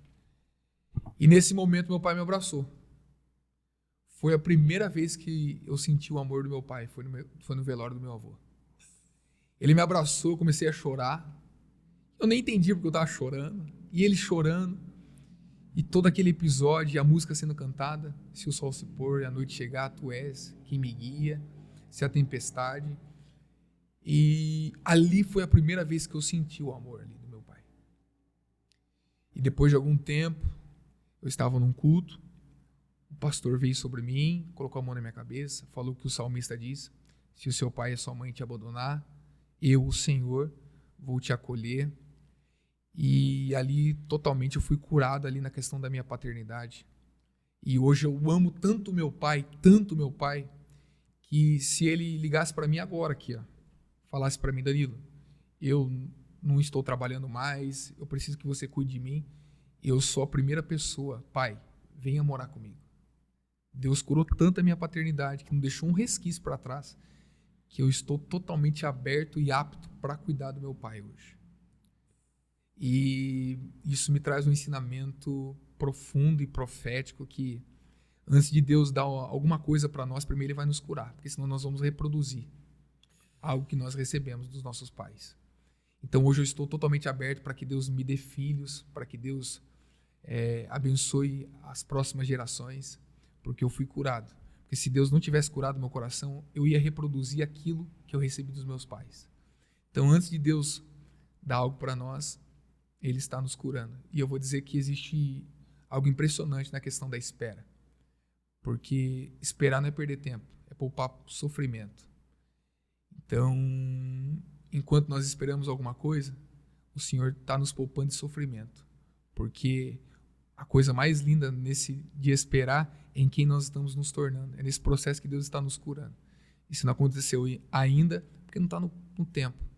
Então, hoje eu estou pronto para receber filhos. Hoje eu estou pronto, se meu pai precisar morar lá em casa, com toda certeza eu vou cuidar dele como um filho cuida de um pai, amá-lo, estar junto. Hoje, para mim, o meu pai eu sou fã do meu pai. Um cara extraordinário, um cara totalmente fora da curva. Sou totalmente apaixonado pelo meu pai. Mas passamos por esse... Quem mudou primeiro, ele ou você? Cara, na verdade, eu acho que foi uma junção dos dois. A junção dos dois. Pra você ter noção, quando nós... Será que o fato dele perder o pai dele aproximou isso? Também. Pra você ter noção, eu tinha dificuldades, né? Quando eu morava ainda com a minha avó, e meu pai frequentava a nossa casa, de dizer pra ele, ô pai, eu te amo. Assim, rosto a rosto. Tinha dificuldade. Hoje, se eu quiser gravar um áudio pra ele aqui, eu falo, pai, eu te amo. Você é um paizão. Você é um exemplo pra mim de trabalho, disso, daquilo, de profissão. Eu te amo com todas as minhas forças. Hoje, o que você diz pra um cara que às vezes deve estar na nossa idade, ou às vezes até mais, e nunca ouviu isso do pai dele? Cara, isso aí tem que ser cultivado. E se ele não tiver mais essa oportunidade? Tem que pedir muita misericórdia pra Deus e pedir consolo dos céus. E de onde ele vai conseguir ter essa referência, esse carinho de pai, se ele não tem mais esse acesso? Cara, é Deus. Deus. E também da vida de homens e mulheres que Deus nos presenteia para ter essa figura. Eu tenho até um exemplo, né? Eu vejo isso na vida dele. O Maicon. Sim. O Maicon me chama de paizão. Ele é muito mais velho do que eu. E eu reconheço isso, essa autoridade sobre a vida dele. E ele é mais velho do que eu. Tem mais anos de caminhada do que eu. Mas eu vejo que ele encontrou esse abrigo. E é muito importante encontrar esse abrigo. Então eu vejo muita gente que despreza os pais. E na verdade é o primeiro mandamento com promessa. Honre seu pai e sua mãe, para que os seus dias sejam prolongados aqui na terra. Se a gente não começar pelo caminho, pela porta certa, a gente totalmente está meramente fracassado. E aí vai dizer o pensador, né? Dê flores enquanto há vida, porque no túmulo elas chegam tarde demais. A gente precisa amar é agora, beijar é agora, estar junto é agora, que está vivo, está perto, desejar agora. Aquela companhia, no final da tarde, é passar na casa de bolo, pegar um bolo, levar para a mãe e para o pai, eu vim tomar café com você aqui. Eu te amo, você faz total sentido da minha vida. Eu não sei o que é minha vida sem você. E isso é muito especial. Eu não estou falando de religião, nada disso. É a questão do contato mesmo, o sangue no sangue, é a vida na vida, é a família ali de fato. Ontem mesmo, eu estava na casa dos meus avós. A gente foi lá, fizemos carne no arado. Olha que coisa incrível. Nossa. Estava ali junto com eles e conversando, jogando conversa fora, lembrando de algumas coisas antigas. Aí a minha avó, fulano morreu, não sei o quê. Aquela conversa de família, sabe? Que para nós faz todo sentido. E não tem para onde correr. A gente vai e conhece pessoas novas, a gente tem network, a gente conhece país, a gente adquire bens, tantas outras coisas. Mas a nossa família, os nossos pais, os nossos avós, é o que de fato nos traz, nos puxa para a realidade de novo. Ó, você saiu daqui, cara. É aqui, a sua vida é isso aqui. Aí a gente vê que é louco, mas olha isso. A gente tá aqui, nem sei quanto tempo faz que a gente tá aqui. Caramba, já faz tempo. A gente não falou de religião. A gente falou sobre relacionamento. Exatamente. Religião, o que falamos de Jesus, de religião, foi relacionamento. Agora, família é relacionamento. E até o que a gente falou realmente sobre você se cuidar é relacionamento com você também. Exatamente. Então, cara, olha a importância do relacionamento genuíno. Que Sim. louco. Sim. E quando a gente coloca o nosso coração assim para fora, tem muita coisa que você ouviu aqui que você não sabia, né? Com A certeza. questão da paternidade. Exato, eu não fazia ideia de tudo isso em você. A gente coloca para fora, a gente vai ver que, nossa, a gente precisa se relacionar mais. E foi isso que eu dei de exemplo para uma fotógrafa que estava voltando com a gente de viagem ontem. Porque assim, ela tinha alguns bloqueios e no evento lá, ela teve a oportunidade de ajudar a fotógrafa simplesmente segurando uma luz. E ela chegou toda animada na roda nossa contando isso. E assim, como eu recebi essa informação, e isso eu falei para ela. Ela toda animada, nossa, ajudei ela, subi no palco, ajudei ela. Eu recebi essa informação, desculpa o termo, mas caguei. Você só segurou a luz dela.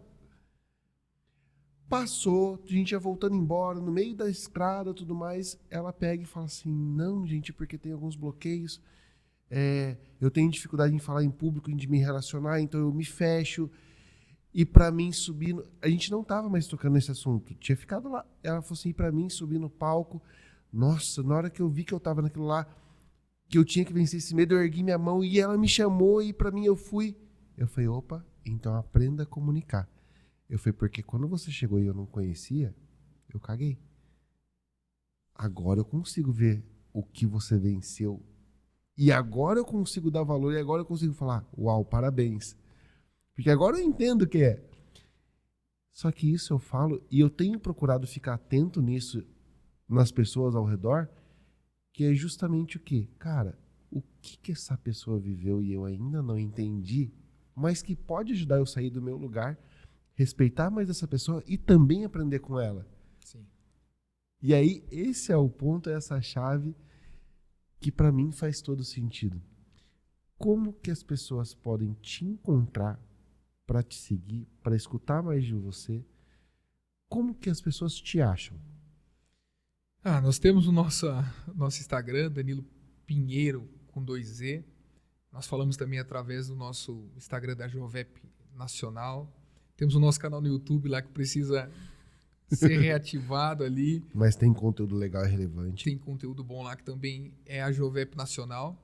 E nessas 3 plataformas. E também conhecendo a nossa igreja, se aproximando, né, ainda mais. Então nós somos totalmente acessíveis. Nós não é artista.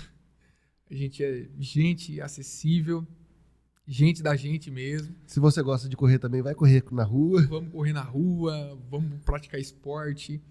A gente está aqui para sonhar, conquistar juntos, porque a gente entende que os relacionamentos é o que fortalece a nossa vida.